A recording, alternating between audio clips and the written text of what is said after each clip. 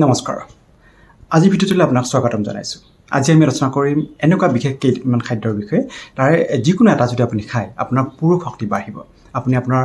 পাৰ্টনাৰৰ ওচৰত আপুনি লাজ পাবলগীয়া নহয় বিচনাত বা আপোনাৰ সম্পৰ্কৰ সময়ত আপোনাৰ শক্তি ঘোৰাৰ দৰে হ'ব আহক আজি ভিডিঅ'টো আমি আৰম্ভ কৰোঁ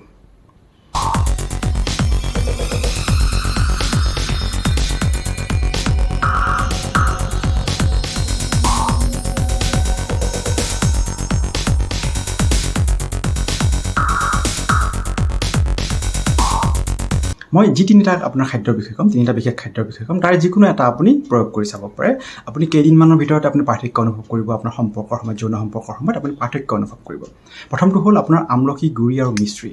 আমলখি গুড়ি আৰু মিশ্ৰি আপুনি মিহলি কৰি 1 চামুচ আপুনি ৰাতি শোৱাৰ আগত দৈনিক খোৱা কৰক আৰু তাৰপিছত অকণমান পানী খাব 1 গ্লাছ পানী খাই দিব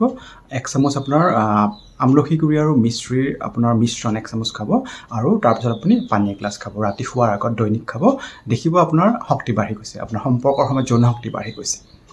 আৰু এটা কৰিব পাৰে ৰাতি শোৱাৰ আগত আপুনি কি কৰিব নহৰু দুকোষ নহৰু আপুনি